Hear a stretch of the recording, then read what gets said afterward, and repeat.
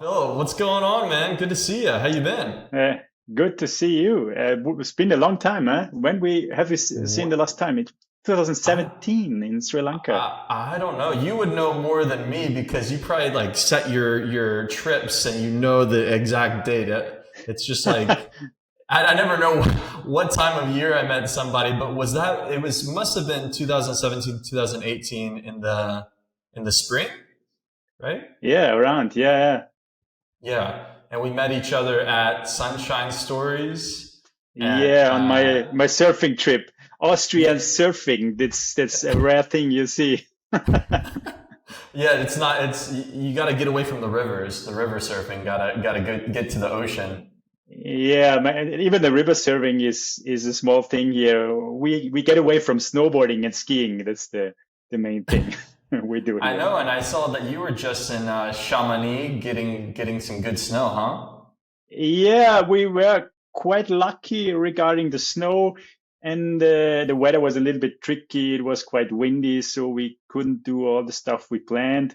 But Mm. in general, it was a great trip. It was a private trip just for skiing, so yeah, was quite a great experience. Yeah, we Man, enjoyed it a lot.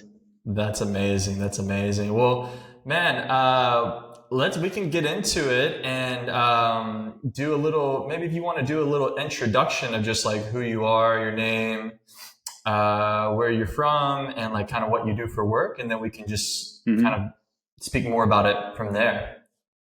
Yeah, yeah. My name is Philip Platzer. I'm a photographer specialized in sports, extreme sports. Since a few years, I do lots of motorsports as well, and I'm based in Austria, in Graz. Yeah, that's basically it. I'm doing lots of stuff for Red Bull as well. KTM is another big client for me. So yeah, I'm quite happy, quite stoked to have lots of good work to do. I'm quite busy, but there's still some time for to enjoy for myself. But yeah, that's I would say the general overview of my person. Yeah, that's amazing, man. I mean, when we first met is I think when I was really just starting photography and you were True, kind yeah. of giving me some perspective. I mean, that trip in Sri Lanka, those few months were so, I think, eye-opening for me because I met you and I met obviously Philippe and Matt Power, a bunch of people that were just living these alternative lifestyles, pursuing the things that they really wanted to pursue and the things that they were Mm, passionate about. And one memory, a fond memory for me when I spoke to you is I think maybe we can hear your background story before photography, but I think you were telling me that you were a bartender until you were yeah, you still 30, remember? 30. Man, well, that was the one thing that like I will never forget that I was like, man, this guy was a bartender until he was like 30 or 31. I can't remember the exact age. And then he's working for Red Bull now. And I was kind of just like, after Sri Lanka, I was just so inspired, I think, from your conversation and just hearing other stories that I was like, all right, like, screw it. I'm just going to pursue this. I'm going to go for it. That, I mean, like, honestly, thank you so much for that. But I really want to hear like how it all started for you, uh, getting to Red Bull because I mean obviously you were a bartender until your 30s. So like, how did it start? What were you doing like before that? Before photography, or you were working in a bar? Like, how did it all? What was the origin story for Mm. that? I mean, if you're saying it, it sounds really spectacular and special. I have to For say me, it it's not was. that super. It was not that super special. My background and what I did before photography was mainly I'm an educated printer. I was working until I was 25 in a printer's shop, printing stuff in a pretty basic small office. And then yeah, it was around 25 the small printing shop closed because they had some issues with clients. And from that point on, I thought, okay, because until that point I thought that's it, that's what I've learned, that's my Mhm. job, I will do it to the very end. But then I was in the at this time also I was doing lots of sports, fitness stuff and so on. And then I thought, let's give it a try, do something else. And photography was not even even a thing for me. So I started to do an to work as a fitness instructor, which just showed me if you want to do something else, just go for it, try it, at least give it a try. And it worked for me. Within half a year, I was able to find jobs and work as a fitness instructor. And the same thing with the bartender story. Beside the fitness instructor jobs, I started to work in the bar just to get some extra money. And then I just figured out, okay, I'm not stuck to this specific job I've learned or whatever you did before. Yeah. So I can do, if I have a vision, I can do it. I just have to follow it and put some to push into it a little bit.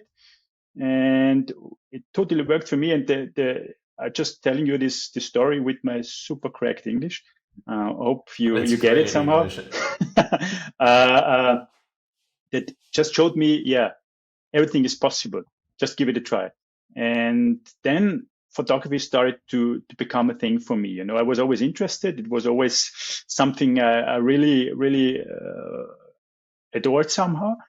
And then beside the bartending and fitness instructor thing, I started with photography pretty late, as you said. So I was around, yeah, 26, 27.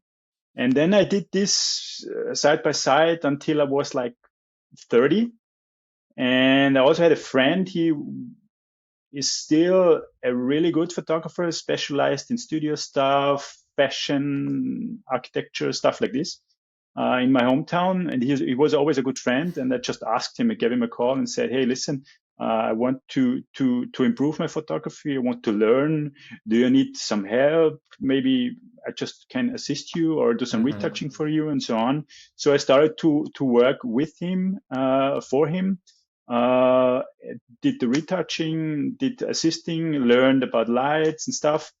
And yeah, then it slowly start to progress. And every day I felt more in love with photography. And then I had like a big respect, Hmm.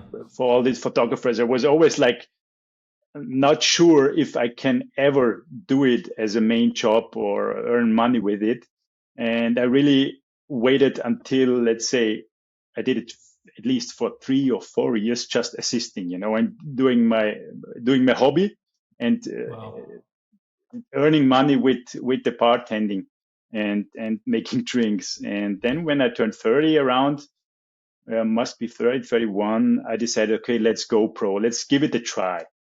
And then I made my calculations, what jobs I will get. As I said, the assisting, retouching, maybe some photography things. And it was just a small number of earnings I will do. And I said, okay, let's try it. And then boom, it suddenly hit in. And 2009 was my very first event for Red Bull, which was the also the very first year when I turned pro, let's say. Mm. Uh, and the thing was, I was just calling a friend who was working at Red Bull, but not in the event department. He was just yeah, doing some stuff in the back office, and then asked him for the accreditation. I said, hey, listen, I just love to take pictures. It's motocross enduro bikes. I love it.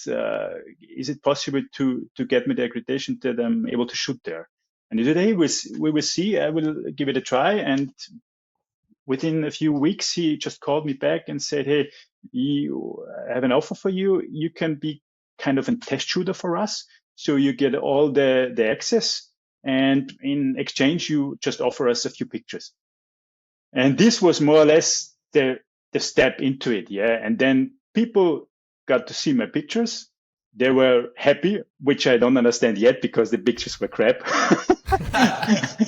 uh, but yeah, there must be something with them. And then, yeah, from then on it started. And so Red Bull become really became my very first real big client. Yeah, and since then I'm doing exactly this event. I have still a close relation to this event because I was doing it since then for every year, and still going on in this year in June again.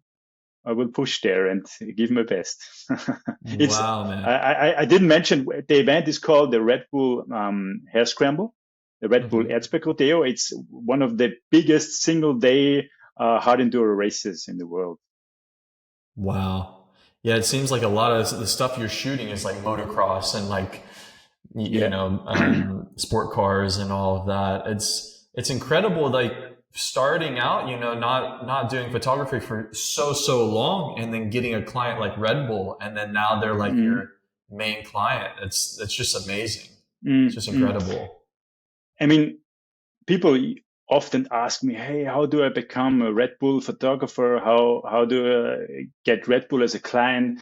And there is no recipe, to be honest. Right. It's and there is no not such thing as a Red Bull photographer. They are your client. They are not going around and picking people and say, "Are you now the Red Bull photographer?" If you fit their style, if you do a good job, then you will get jobs in the future again, as with as with every client.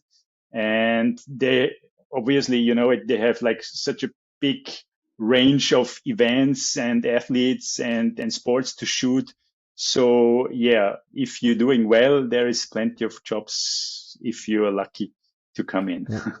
Right, exactly. I mean, it's just amazing what you do, and your images obviously speak volumes, and they're just Yeah, thanks, incredible, appreciate. incredible work, man. I really love your stuff, and I yeah, really appreciate. Thanks. yeah, no worries. I want to hear more about like the process of how that works with, obviously. So you're not really like it's not a signed contract for you for Red Bull. It's more freelance. You're a freelancer, and but they come to you for every most jobs. And how does that work? How does that process work? So they'll reach out to you. Hey, Philip, we got this job. Do they have do you have any creative freedom as far as that goes? Like, or they're like, here, this is the brief. This is exactly how we want it. Or Mm-hmm. are there any, or do they have? Are they pretty free with that creative freedom to just let you kind of shoot it how you want because they know your style, they know how you shoot now? Like, how does that work? Mm. I mean, there is some creative freedom, I would say, but in general, it's like, as I said, like with every client, you get a briefing, they have their needs. You From year to year, you get a feeling. It's usually the same. You want to include the branding a little bit. You want to show it in a Red Bull kind of way, and there is, as I said, room for your own creativity, but you have to tick off the briefing, the wish list of the client, of course. And the more you're prepared, the better you're prepared, the more space, the more time you have for your own ideas. But it really depends on which kind of shooting you are doing. Is it, let's say, an event? So then you just have to run around, be patient, catch stuff, wait for Hmm. people, wait for action. If it's a athlete shoot, then you can prepare a concept. Then you can talk in advance and tell them, okay, this is my idea. Let's do it like that. But still, then they will tell you, okay, we need this, this, this. Yeah, it's so there is no Hmm. general answer to it. It really depends on Depends the on what shoot, kind on of the shoot it event. is. E- Yeah. exactly, yeah. That's Hmm. maybe not the most satisfying answer I can give, but No, yeah, no, works no. like that. I understand that Mm, every client's different and every shoot is mm, different. I mean, and with Red Bull, they shoot everything. I mean, they shoot skydiving, mm, they mm, shoot motocross, they shoot, cars, they shoot every mm, sport. They sponsor every type of athlete. So I get it. I totally get it. Well, man, that's so cool. It's awesome to hear more of your story. I'm curious too because I'm always curious like how people grew up. Because you always hear from athletes or anybody in the creative field, like I always like to hear like their support. Like growing up, were your parents really supportive of what you were pursuing? Like, no, I'm just going to pursue this thing, or were they like, no, you need to get a real job? Because I hear both sides. Some really successful people are like, no, like I just went out, I didn't get a degree, I went for it. Or some people were like, well, so I always like to hear how it started, and the support that maybe your peers or your family gave you. How was that when you're like, I'm just going to pursue photography now? Like, what did they think? Mm-mm. Yeah, it's kind of funny because my dad also worked in a printer's shop, in a printing Mm, shop, in a big company in my hometown, and for him it was always fine that I was doing more or less the same thing as he did. And then when I decided to quit in mid with 25 and try something else with not an like super strict plan to it, he was like, okay, what is he doing now? He should be mature and stick to the plan more or this less. is the age you should definitely not be doing that. Yeah, but then I just told him, hey, listen, I want to give it a try. I want to do this fitness stuff. I'm fine. I don't need any money of you guys. I make my own money with the bar thing as well. So it was plenty. And then when I told them, also my friends, when I told them I want to try the photography thing, everyone was like a little bit, yeah, let's see. Yeah. But it was the same with Hmm. me. As I said, I had a big respect, and I was not sure if it will work. And but now, 15 years after I decided to go pro in photography and earn my money with it, he's quite fine with it. He now is always asking, and how is it with the jobs and so. I said, no, it's perfect. It's working every year, and I still have time and spare time for me. And it's. But there was, as I said, there was it was too late for me. I was not like 17 and then started with the photography and was like needed their support. For me, it was my own decision, and just I just figured out that he's like not sure in which direction is his son going and how it will end. But Right. yeah, I just gave it a try, and uh, as I said, 15 years after, he's totally fine with it, and he sees the pictures. He's super proud when there is a photo in the newspapers, or he sees So something that's else my son. somewhere. That's my son. Yeah, yeah. And also And because you, he was also really into sports. He played hockey and soccer and tennis, and then of course he loves when I meet all these athletes. When I can tell him about a famous tennis player or Formula One guy, and he cool. How is he? And it's funny. that's amazing, man. And you Mm. said a lot of the other Red Bull photographers, from what I remember, is you said that a lot of them were like carpenters or had these kind of odd Yeah, yeah. jobs. Mm. I mean, I really have to think, and I'm no, I don't know one who learned it from the like from scratch. Like okay, there's one. He did the study, studied it, but he also changed. He did something else before, and then mid 20s he switched to photography. But most of them, as you said, carpenters. Marcel Lemmert, you heard, was a carpenter. So yeah, they're all the same. We're all sporty people doing our stuff. Like you do surfing. For me, it was mainly skiing, snowboarding, rock climbing, and then we decided, hey, give me a camera. I need to capture all these moments. I will do it. And then slowly you start to do less of the sport and you're more behind the lens, behind the camera. And yeah, Exactly, man. that's Yeah, I love unusual it. way. It's yeah, and it seems like everybody has their own path and how they found photography or film, and Mm, yeah, it's just cool to hear those stories and see the learn about the origin, and yeah, it's always good to just get a different perspective. But mm, man, I guess we didn't discuss it prior of this, but I thought it'd be cool to like share the screen and go through a few of your images ooh, and Yeah, are you into that? Yeah, yeah. I just have to find something. Man, we can go on my homepage.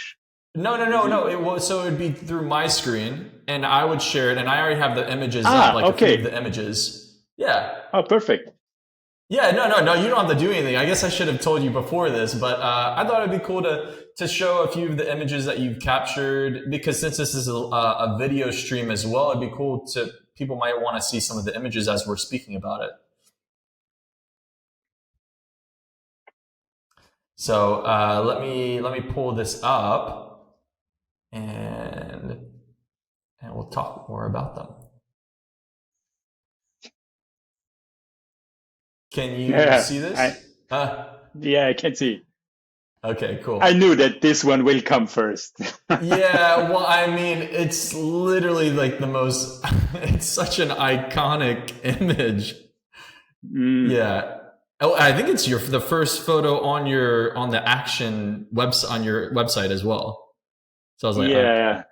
I have to, pull this one up. So I want to know, could you give me the background story of this image? It's like well, I know that you won the Red Bull Illume, like a category for Mhm, this image. Was that back in mhm. 2019? 19 exactly, yeah. Yeah, yeah. And So y- yeah, you can go on as you and can kind of imagine, explain it.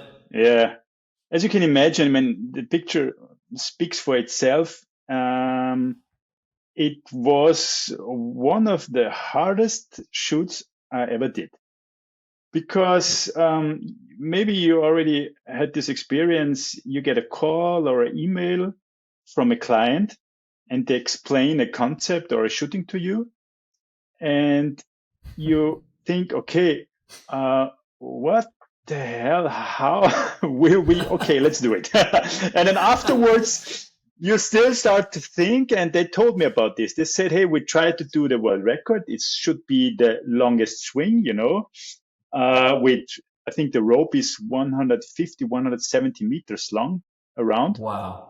And what you can't see in the picture, there is a second hot air balloon out of the frame where he was jumping off. Oh, okay. And they explained this to me, and then you think, okay, cool, yeah, sounds spectacular. Um, uh, but how to shoot it? Because when you're shooting from the helicopter with a long lens, will be tricky because of the long rope. So you just have a small balloon, small athlete.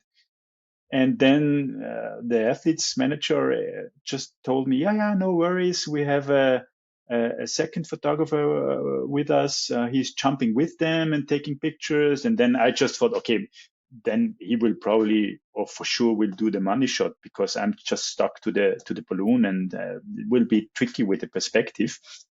And Mm. let's see what I can do.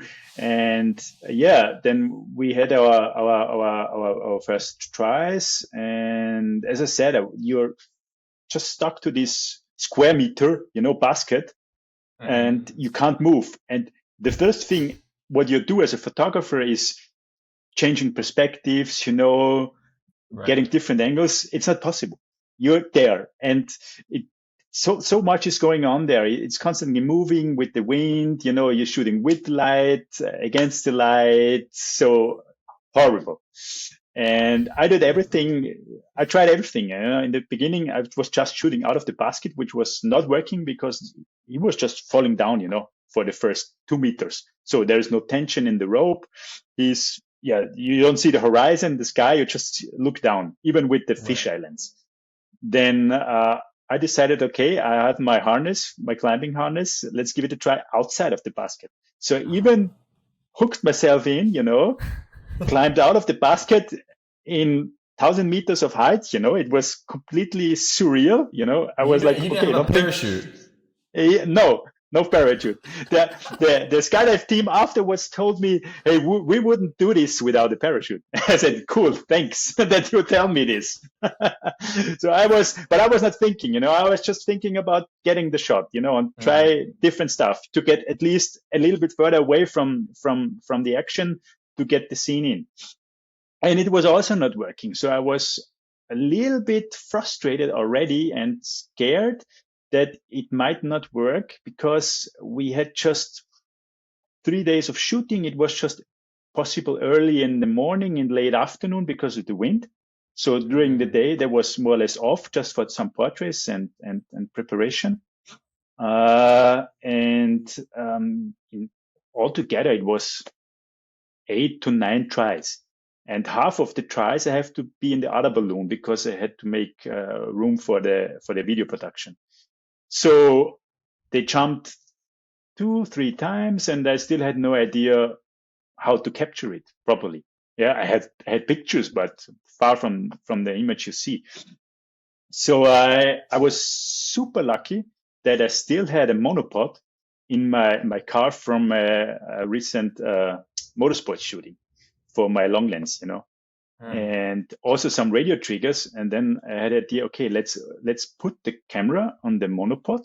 So it was like, how long is the monopod? Almost 2 meters, let's say, a little bit less maybe. So I can hold it down to get a lower perspective. And with the radio triggers, I was triggering the camera and hope the best that he's just, jumping in the frame and doing the right thing. And this was the, let's say, go-to decision to get the shot. And then before this one, I already had a good one, just slightly more from behind, which was cool, and I was happy, and it was also used. But then this was the last jump. I told, no, it's not Marco, it's a different guy. Anyways, uh, hey, when you jump, I'm on the left, just turn slightly to the left so I can see a little bit of your face to get this playful mood. And he said, okay, I will do it. And he went out, did it. And as I said, you see, the sun is behind the clouds. Everything was moving. The aperture was set, but the shutter was on auto, and it was slightly, or it was not slightly, it was really massively underexposed, so it was quite dark. And in the balloon, I was checking, and I've just seen the silhouettes and so, and I knew, okay, everything is in frame, but I don't know if the Hmm. picture is good. It's And like then sharp. slowly, yeah, and then slowly in the hotel, during editing, I noticed, okay, it's quite cool, it's quite spectacular, and you will not see this anytime soon again.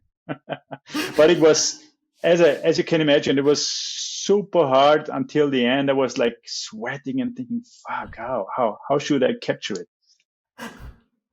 Yeah, God, that's it paid off, man. I mean, and it. it's insane that it was the last day. I would have been terrified. Like, Mm, oh, it's not. I'm not going to get the mm, right image. This isn't going to be. mm, The mm, client's not going to be happy. And then you come mm. out with this image on the last day. It's incredible. Yeah, I mean, the thing is, the action is so crazy. In the Yeah. end, you just have to push the button. If you get it, it's there. You see, there is nothing crazy going on from the composition side. This is the angle which is working, but you just have to get there. And that was the Exactly. hardest part. The idea, the to use the monopod to get down. If you just stick to the basket and shoot like you do usually, looking through the viewfinder, you won't get the shot. And Right. that Exactly. was basically the tough thing about it. Yeah. Right. You just had to have a unique perspective. But I'm still confused. So there were three air balloons total. This Now one and two, two. two. Okay. But Yeah. so where did he jump from? How does he swinging? Did he swing? I'm confused. How did did he, Yeah.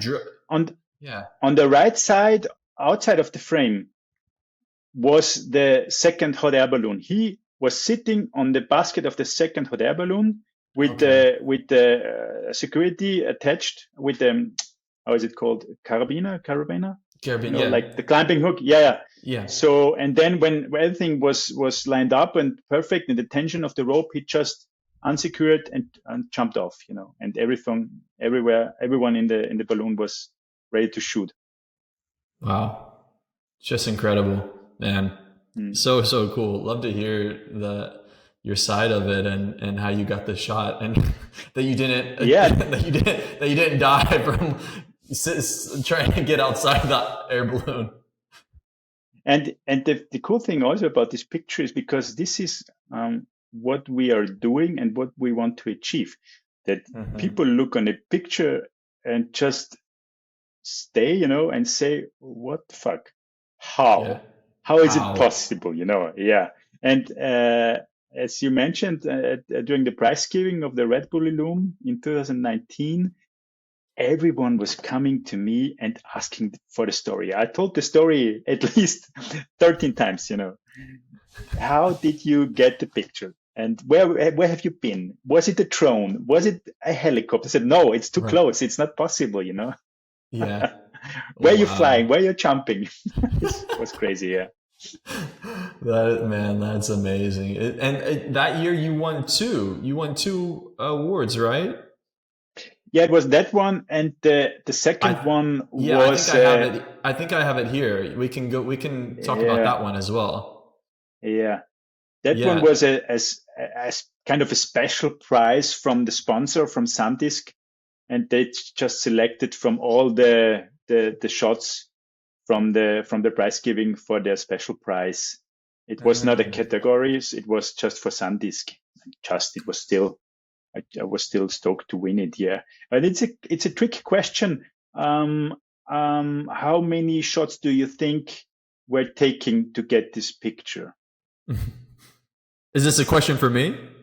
Yeah, it's a tricky question Oh, I don't know. because 25? probably what you are doing now is counting the sequence, Right. and thinking, yeah, but that's not the way it was done. It was, of course, the sequence, but the thing is, it was an attempt of Max Stöckl to do the speed record on a mountain bike. He was just going straight down a mountain. What a maniac, He Jesus. reached 170, around 170 kilometers per hour. Wow. I don't know it in miles per hour. Sorry. Yeah, no, no. uh, and if you're there, first of all, you can't go too close, because obviously for safety reasons, Right. to shoot with a wide angle to get the whole scenery. So with 16 mil or even 20 mil, if you are on the position where I was shooting off, he would be super small, and the background, you see all this desert from the Atacama Desert in Chile, would be like stretched out far behind, and you see lots of this gravel in the foreground. So what I did, I was shooting on, I think it was 40 mil.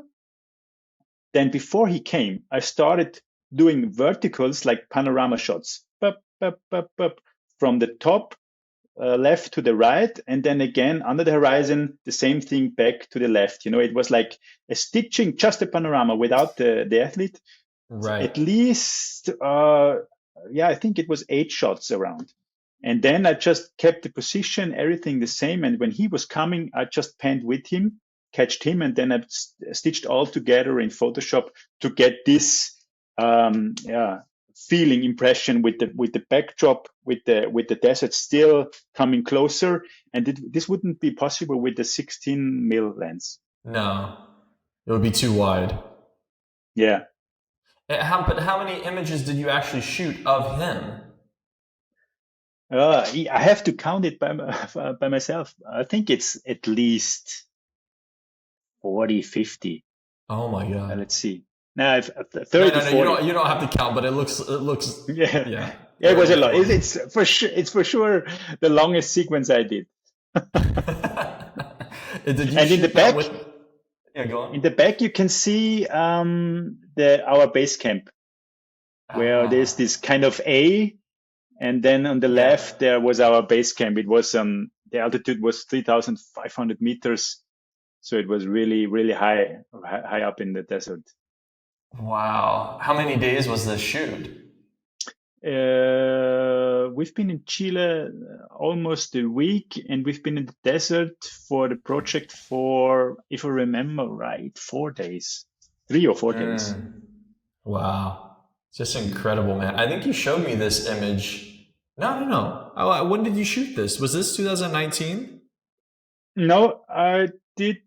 Yeah, it could be possible that I showed it to you in Sri Lanka. I think it was 2016 or 2017, Yeah, I could maybe. have sworn you maybe showed me this image, but Hmm. you didn't get awarded for the Illume until 2019, a couple years later.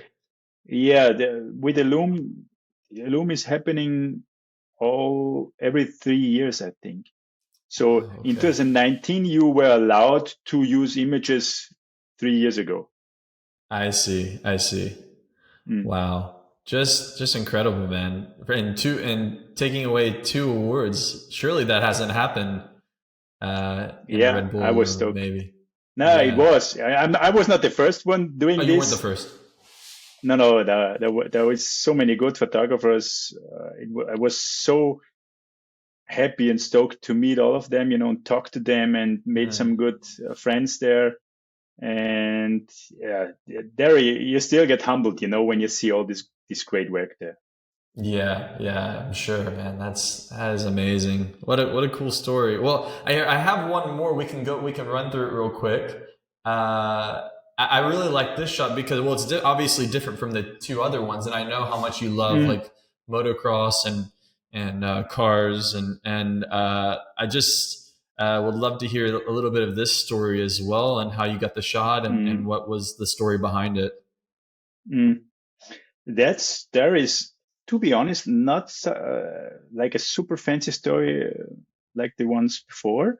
It Right. was at Red Bull Ring, which is part of Red Bull, kind of, and another big client of me because the track is close to my area. It's like 15 minutes drive, and Wow. this was, if I remember it right, we did this because Formula One returned to Spielberg and they needed some pictures of a Formula One car on the racetrack. And then we just took a picture out. You're driving in the front of the Formula One car with another car. You're sitting in Right. the back, and you just shoot out. Yeah. And it's technical. It's not super hard, to be honest. You're No. just a little bit secured. What you do is you use a longer shutter speed to get the motion blur. The hardest part was for the Formula One car to go so slow because you Mm. are not going with 200. You just go with, let's say, 100 max, 120 maybe kilometers per hour. And this is for Formula One car. It's nothing, on the straight. He's Yeah. just more, and it's almost overheating already. So that was the biggest challenge for the car, for the driver. And the one funny thing is, you see, it's kind of yellowish on the track. You see, Right. yeah, it was. I mean, I left it because it's kind of cool, but it's not Photoshop. We had an issue. It was in springtime. I don't know it in English, but when all the flowers lose Oh, their, like how's it pollen. called? Exactly, and Yeah. the whole area was covered. So when they Really? went, you can see it in the back. Yeah, there was some shots I Ah. couldn't use because everything was super yellow. Wow. I just thought that was maybe like the glare from the sun. Yeah, a little bit, of course. You can see it on the Yeah. grandstand, but most of this yellowish thing comes from this flowers shit. This flower shit. Man, so epic. So epic. I mean, I Mm, could sit here all day and just keep asking you about all these different mm, photos, but mm, yeah, I think those are the three that I saw that were like, I like this composition as well with the sun and obviously the driver, but I mm. like the flare too. Obviously, it's not the sun so much as I thought. But that's So to be honest, that's a quite common technique in shooting automotive stuff. You just sit behind the car in a car. It's called tracking shots, car to mm, car or car to bike, and then you have like you do 2 or 3 laps, and you have plenty of shots you can yeah, choose from. So. yeah. And you're probably shooting what, like 50th of a second I think or higher?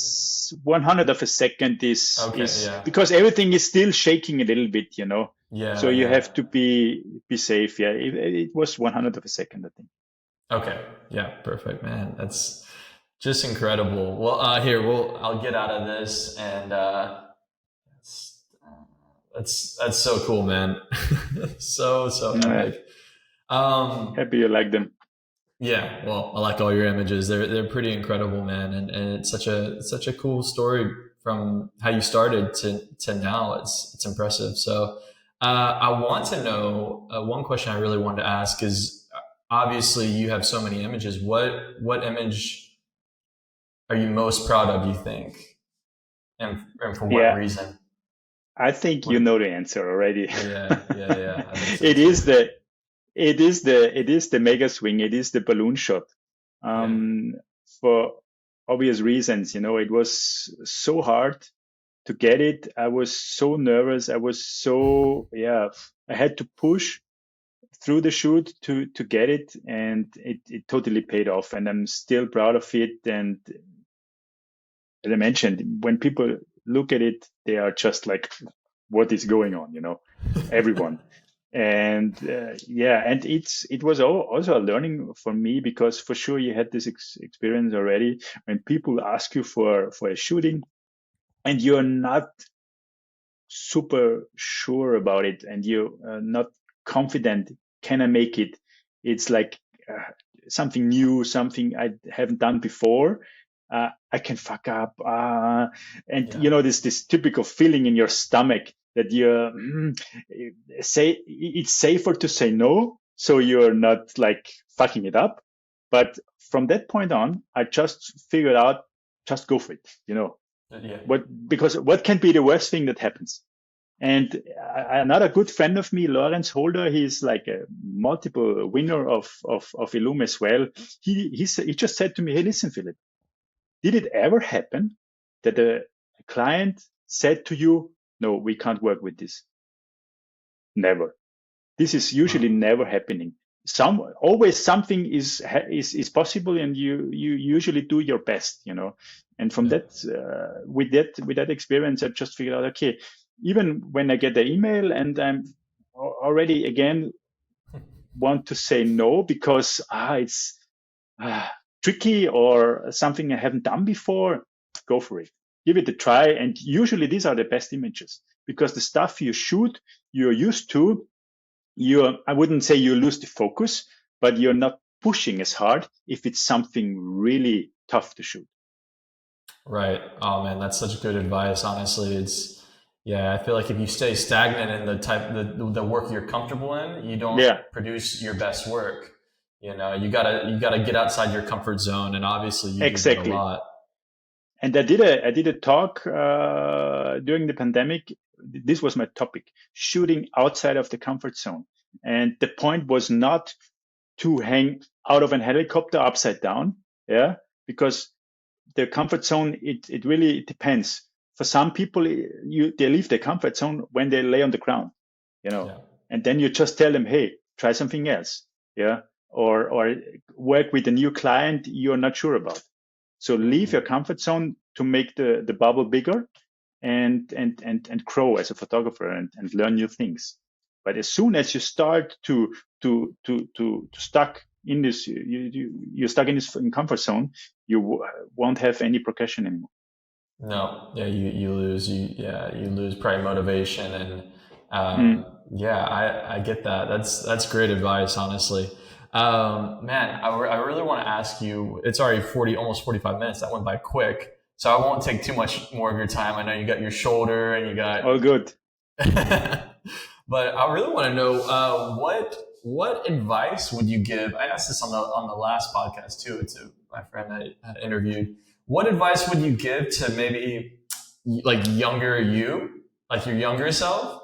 And what advice would you give to maybe younger generations or just younger people or people that want to pursue, I guess, what they're Mm. passionate about? I don't know if those would be the two same answers, but I mean, what would you give advice for like the younger Philip? Mm.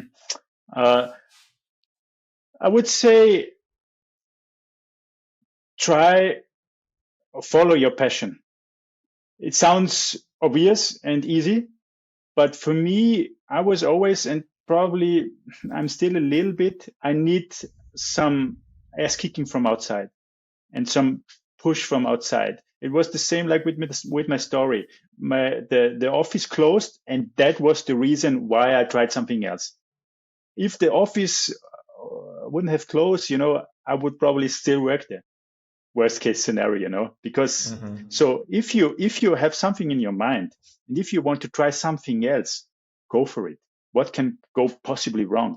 If it's not working, you can still go back to your old job or find something else, but the worst part would be you stay there for 10, 15, 20 more years, unhappy, and you're still not sure, could this work? Could this idea or this job be done? That would be the biggest advice to my younger self. And for other young photographers, um, keep shooting, especially be humble, don't Yeah. think you are the next big thing, because you won't be. Yeah. So be Yeah. humble. And I wouldn't call it. Yeah. For me, it's kind of a mistake. What I often see is that people want to